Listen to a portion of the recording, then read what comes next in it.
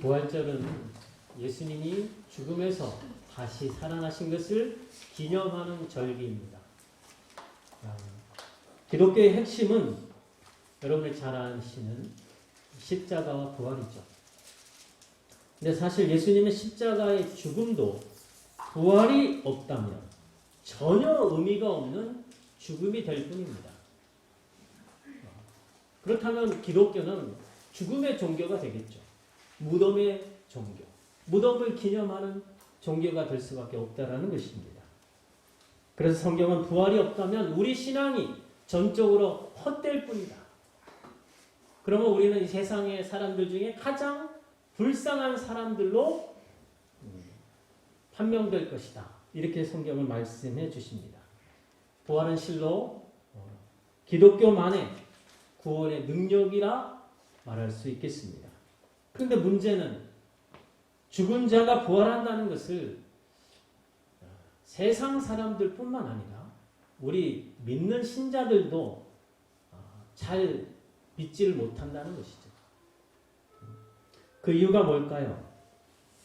부활은 우리 인간의 이성과 경험과 능력으로는 이해가 되지 않기 때문에 그런 줄로 믿습니다. 부활은 전적으로 하나님의 능력이라는 거예요. 그래서 역사적으로 많은 사람들이 실제로 예수님이 죽은 자 가운데서 부활하셨는가? 이것에 대해서 의혹을 제기를 했습니다.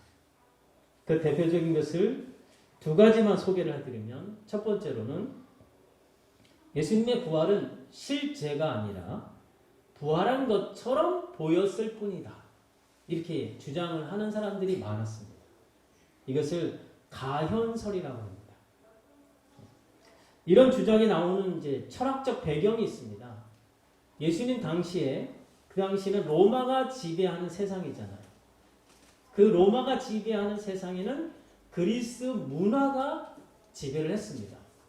다시 말해서 그 당시는 헬라 철학이 그 당시를 문화를 지배했던 시대였다는 거죠. 근데 헬라 철학은 이원론을 주장합니다. 육은 악하고 영은 선하다. 이런 주장을 했는데 따라서 그 주장에 따르면 하나님의 아들이신 예수님께서 악한 육을 입고 이 땅에 오셨을 리가 없다는 거죠. 그러니까 예수님이 오셨다는 것은 그는 환영일 뿐이다. 환상이다. 그렇게 여겼다는 것입니다. 자, 이것은 어떤 큰 문제를 야기하냐면 예수님이 오신 것이 환상이라면 그럼 죽으신 것도 환상이고 부활한 것도 환상입니다.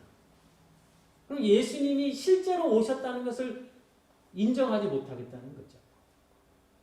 이렇게 되면 우리 예수님은 우리의 구원자가 될 수가 없는 거예요. 그냥 단지 도덕 선생님, 훌륭한 선지자, 여기에 불과하다는 것입니다.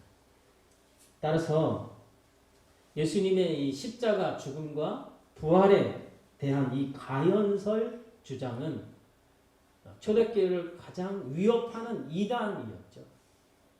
그래서 초대교회는 예수님의 성육신을 부정하고 부활을 거부하는 자들을 적그리스도라 이렇게 단죄함으로써 대응을 했습니다. 오늘 저 요한복음 요한일서 4장 1절로 3절 말씀 우리 같이 읽겠습니다. 시작. 사랑하는 자들아 영을 다 믿지 말고 오직 영들이 하나님께 속하였으나 분별하라. 많은 거짓 선지자가 세상에 나왔으나 이로써 너희가 하나님의 영을 알지니 곧 예수 그리스도께서 육체로 오신 것을 시인하는 영마다 하나님께 속하는 것이요 예수를 시인하지 아니하는 영마다 하나님께 속한 것이 아니니 이것이 곧 적그리스도의 영이니라. 사랑하는 자들아 영을 다 믿지 말고 분별하라는 거죠. 근데 주장하는 내용이 뭐냐? 예수 그리스도께서 육체로 오신 것을 시인하지 않는 거죠. 거짓 선지자들의 주장이 그겁니다. 이들의 주장은 바로 헬라 철학의 이원론에 근거해서 예수님이 악한 육을 입을 리가 없다라는 거죠.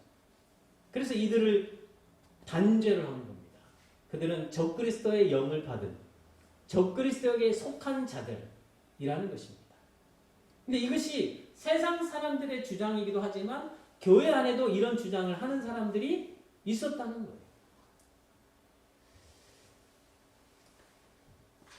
그래서 오직 예수 그리스도께서 우리와 동일하게 육체를 입고 이 땅에 오신 것을 시인하고, 그리고 그분이 죽었다가 육체로 부활하신 것을 고백하는 자들만이 하나님께 속한 영들이고 하나님의 백성들인 줄로 믿으시기를 축원합니다.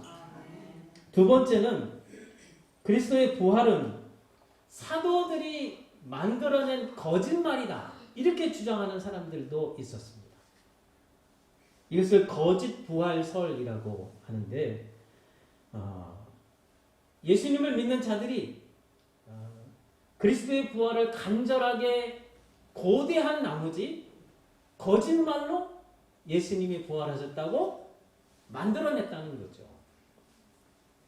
그래서 이와 관련된 또 하나의 주장이 뭐냐면, 제자들이 밤중에 예수님의 무덤에 가서 그 시신을 훔쳐왔다, 그리고 나서 예수님이 부활하셨다고 거짓말했다는 거죠. 이걸 이제 시신 도둑설이라고도 말을 합니다. 자, 이런 시신 도둑설과 거짓 부활설에 이것이 사실이라면 그 당시 제자들이 180도 변해서 완전히 변화된 것을 설명을 할 수가 없다는 것입니다. 여러분, 제자들이 누굽니까? 마지막 주님과 만찬 자리에서 우리가 죽을지언정 예수님을 부인하지 않겠다고 이렇게 큰 소리 친 사람들이에요. 근데 바로 불과 몇 시간 후에 예수님이 붙잡히시죠. 새벽녘에 붙잡히시잖아요. 그 붙잡히신 예수님을 다 뒤로 하고 도망했거든요. 몇 시간 전에는 죽을지언정 예수님을 부인하지 않겠습니다 하고 다들 큰 소리 쳤는데, 예수님 앞에서.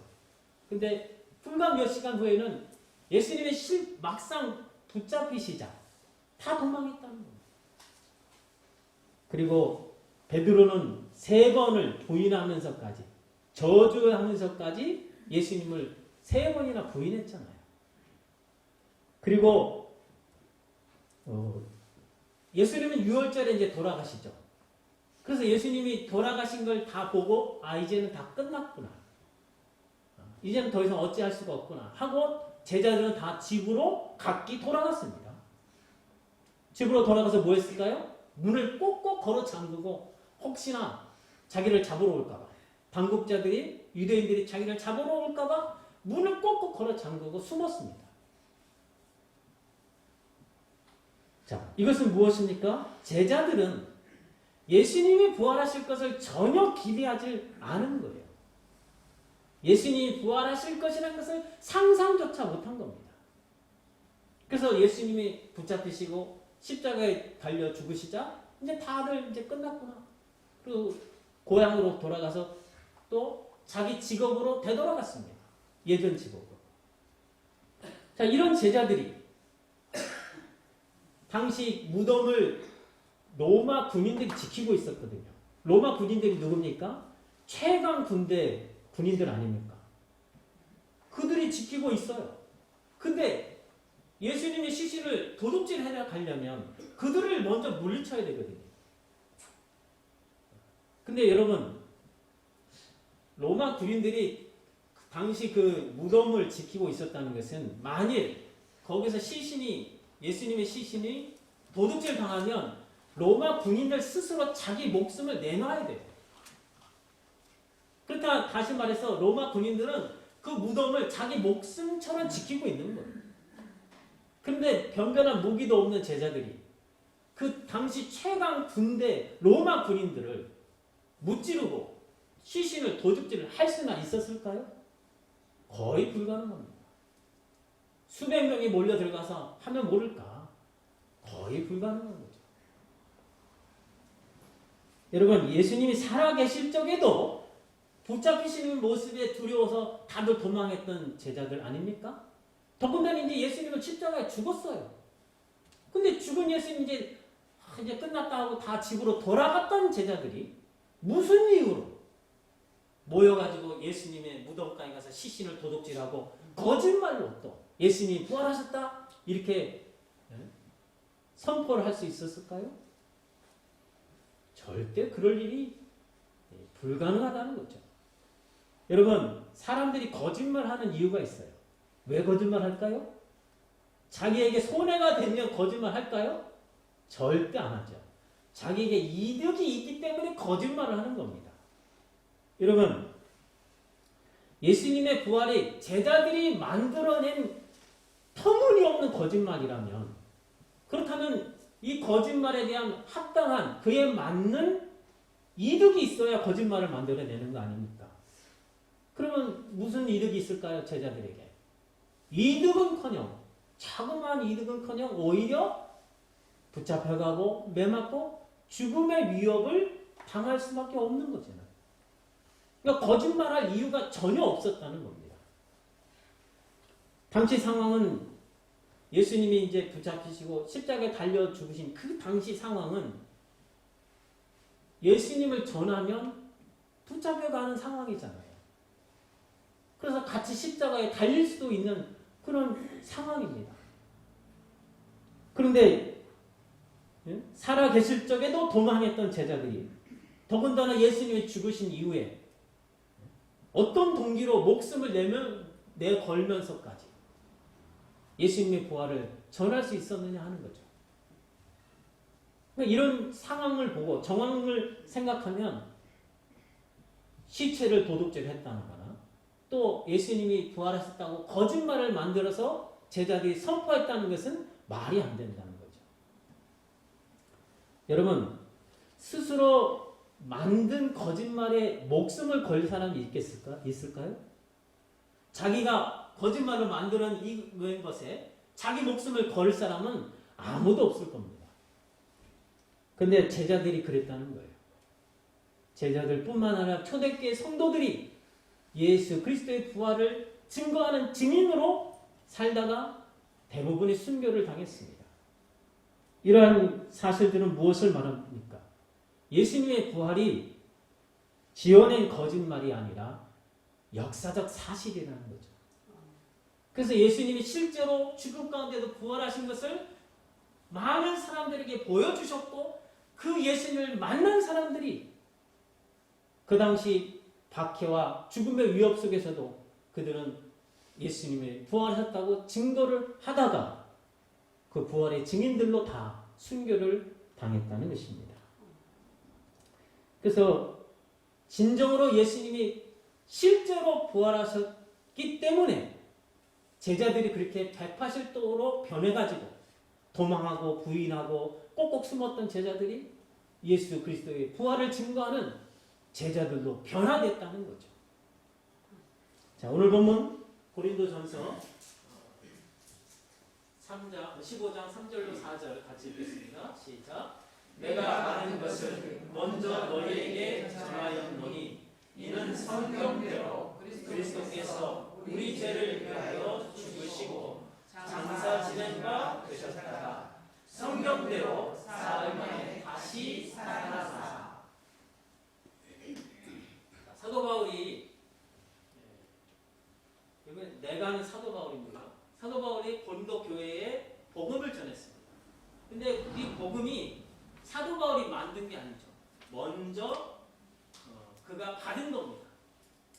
다른 예수님 또는 다른 사도들로부터 받은 것을 전했습니다. 근데 그게 내용이 뭐냐? 성경대로 그리스도께서 우리 죄를 위해서 죽으셨다는 거예요. 그리고 성경대로 사흘 만에 다시 살아나신 것이 복음이라는 거예요. 여러분, 성경대로 예수님이 우리 죄를 대신하여 죽으셨다는 내용은 구약 성경을 보면 부지기수라서 굳이 따로 설명 드릴 필요가 없을 정도로 많이 있지요. 그리고 부활에 관해서도 많이 있지만 그 대표적인 것이 바로 절기 중에 초실절입니다. 자, 유대인들에게는 절기가 봄의 절기와 가을의 절기가 있습니다. 봄과 가을. 봄의 절기는 6월절로 시작합니다. 6월절. 그리고 초실절이 있습니다. 초실절. 그리고 오순절 있죠. 그 다음에 가을의 절기는 나팔절로 시작을 합니다. 나팔절. 그 다음에 속죄일. 그 다음에 이제 수장절이라고 하죠. 수장절. 이렇게 6가지 절기가 있는데 이 봄의 절기는 이게 농사를 따라서 이렇게 흘러갑니다. 우리도 이제 우리 민족의 고유 절기들 있잖아요. 그게 다 농사를 기준으로 이렇게 짜여져 있잖아요. 그런데 단지 이 유대인들이 지키는 이 절기는 농사를 따르는 그런 시간표가 아니라 바로 예수 그리스도의 시간표로 이렇게 흘러가고 있습니다. 그래서 유대인들의 절기는 바로 예수님의 오심과 죽으심과 부활하심과 또 승천하심 그리고 다시 오심 이런 것을 나타내는 시간표라는 거예요. 그래서 사실 예수님이 6월절에 친히 자신이 6월절 양이 되셔서 자신의 피를 희생하심으로 십자가에 달려 죽으셨죠. 그래서 예수님은 이 6월절을 그대로 성취를 하신 겁니다. 그 다음에 두 번째 절기인 초실절은 6월절 다음 이틀 후에 초실절을 드립니다. 초실절이 뭘까요?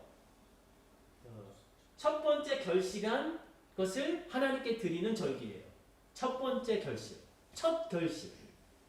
그것이 초실절입니다. 근데 언제 드리냐? 6월절 이틀 후. 바로 6월절 3일 만에 초실절로 드려요. 여러분 6월절은 예수님의 죽으심, 십자가 죽음을 나타내는 거잖아요.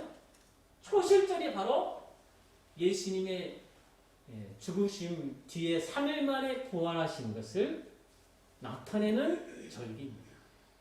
그래서 초실절에는 첫 결실한 것을 하나님께 드릴 때 요제로 드립니다. 요제는 이게 흔들어서 드리는 거예요. 흔들어서. 흔든다는 것은 이 제물이 살아있다는 그런 상징을 나타냅니다. 그래서 이 초실절은 바로 예수님의 부활을 나타내는 절기라고 말씀을 드리는 겁니다. 그래서 사도 바울이 성경대로 사흘 만에 다시 살아나서 이것을 바로 이 초실절을 근거로 해서 이렇게 말씀을 했다는 것입니다. 그래서 고린도전서 15장 20절 같이 읽겠습니다. 시작. 그러나 이제 그리스도께서 죽은 자 가운데서 다시 살아나사 잠자는 자들의 첫 열매가 되셨다. 첫 열매가 되셨다. 이게 무슨 말일까요? 왜 예수님이 잠자는 자들의 첫 열매라고 표현했을까요? 첫 열매라는 이 단어는 후속 열매가 있다라는 거죠. 두 번째, 세 번째 이런 열매가 있다라는 말씀이잖아요. 그래서 예수님이 우리 잠자는 자들의 첫 열매가 되셨다는 것은 바로 예수님을 믿는 자들의 부활의 보증이 되신다는 의미가 담겨져 있습니다. 잘 이해하셔야 돼요. 예수님이 첫 열매라고 표현된 것은 바로 예수님을 믿는 자들의 부활의 보증이 되시기 때문에 그래서 예수님을 첫 열매라고 표현을 한다는 것입니다. 다시 말해서 예수님의 죽음이 예수님의 십자가 죽음이 바로 우리의 죽음이잖아요. 그것처럼 예수님의 부활도 곧 우리의 부활이 된다라는 말씀입니다. 그래서 예수님의 부활은 우리의 새 생명의 근거가 되십니다. 그래서 로마서 6장 4절을 같이 읽겠습니다. 시작. 그러므로 우리가 그의 죽으심과 합하여 세례를 받음으로 그와 함께 장사되었나니 이는 아버지의 영광으로 말미암아 그리스도를 죽은 자 가운데서 살리심과 같이 우리로 또한 새 생명 가운데서 행하게 하려 합니다. 여러분, 세례라는 단어가 나오죠? 우리가 그의 죽으심과 합하여 세례를 받음으로 그와 함께 장사되었나니. 여러분, 우리가 세례를 받는 순간 예수님의 그 장사됨으로 바로 나의 장사됨이 되어진다라는 말씀이죠. 그러면 함께 장사된 우리는 예수님의 부활하심과 함께 우리도 함께 부활의 영광에 참여하게 된다라는 말씀입니다. 여러분, 세례라는 무엇입니까? 갈라디아서 이제 3장 27절을 보면 누구든지 그리스도와 합하기 위하여 세례를 받은 자는 그리스도로 옷 입었느니라 이렇게 말씀하셔요. 그러니까 세례가 뭐냐? 그리스도와 연합을 고백하는 거룩한 의식이라는 겁니다. 그래서 우리가 세례를 통해서 그리스도와 연합됨으로써 그리스도의 죽음에 동참하는 것처럼 그리스도의 부활에도 동참하게 되어진다라는 말씀입니다. 그래서 예수 그리스도의 부활을 통해서 우리가 새 생명을 누리게 된다는 겁니다. 예수 그리스도의 부활의 능력이 우리를 거듭나게 해서 새 피조물로 만드는 그 능력이라는 말씀입니다. 베드로전서 1장 3절을 제가 읽어드릴게요. 베드로전서 1장 3절. 우리 주 예수 그리스도의 아버지 하나님을 찬송하리로다. 그의 많으신 긍휼대로 예수 그리스도를 죽은 자 가운데서 부활하게 하심으로 말미암아 우리를 거듭나게 하사. 잘 들어보세요. 부활하게 하심으로 말미암아 우리를 거듭나게 하사 산 소망이 있게 하셨다고 말씀해 주십니다. 근데 예수 그리스도의 부활의 능력이 우리를 거듭나게 했다는 겁니다. 다시 말해서 예수님이 부활하지 않았다면 우린 거듭날 수가 없는 거예요. 우린 새 생명을 누릴 수가 없다라는 말씀입니다. 그래서 다시 오늘 본문으로 돌아오면 5절로 8절에 보면은 오늘 눈으로만 보세요. 5절로 8절에 보면 이제 명단들이 나오죠. 부활하신 예수님께서 자신을 보여주신 그 명단들이 나옵니다. 첫째는 이제 제자들이 먼저 나오고 둘째로는 한꺼번에 500여 형제들이 나옵니다.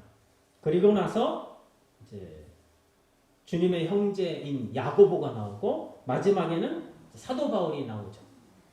이런 야고보는 누굽니까? 야고보서를 기록한 저자죠. 근데 야고보는 예수님의 친동생이었습니다.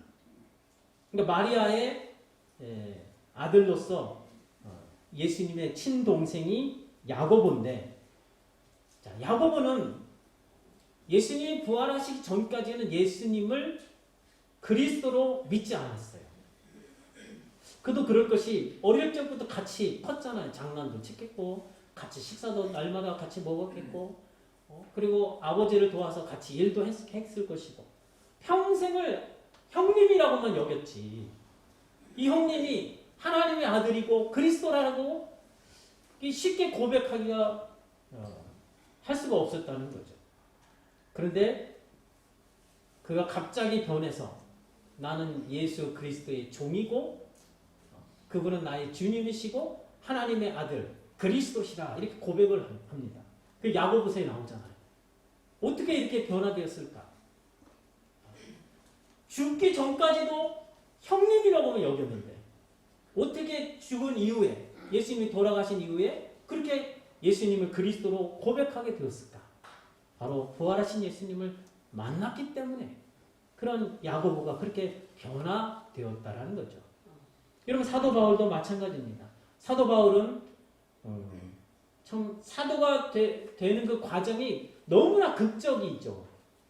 사실 사도 바울은 바리새인이었습니다. 그래서 예수님을 어떻게 여겼냐면 이단의 괴수다 이게 여겼고, 그래서 그 그리스도인들을 잡아다가 박해하고 죽이는 일에 가장 앞장섰습니다. 그러니까 그리스도인들을 박해하고 죽이는 것이 하나님을 섬기는 일이다 이렇게 굳게 믿고 그렇게 실천을 했던 사람이에요. 그래서 먼 데까지 원정에 나가서 그리스도를 잡아오려고 했다가 그 자리에서 예수님을 만나게 되죠. 그리고 나서 바로 잡으러 갔다가 그 장소에서 예수님을 만나고서 예수님이 그리스도라고 증거를 하게 됩니다. 부활하신 예수님을 만났기 때문에. 그러니까 같이 갔던 동료들이 그리스도를 잡으러 갔는데 그 대장이 이 사도 바울이 대장이잖아요. 근데 어떻게 그리스도를 부활하셨다고 증거를 하고 있거든요. 그래서 동료들이 이제는 바울을 잡아 죽이려고 했어요. 그래서 바울이 도망했다는 기록이 성경에 나오잖아요. 자, 이런 사도 바울의 변화됨을 무엇으로 설명이 가능하겠습니까?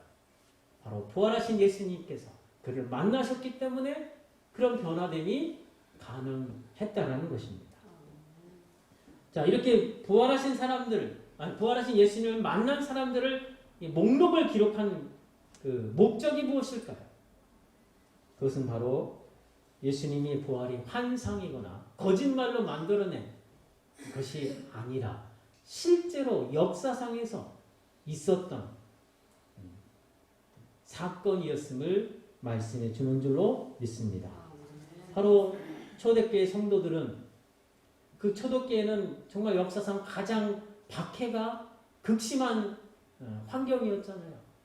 그런 환경 가운데서도 그들의 믿음을 지키고 대부분이 순교를 당했습니다.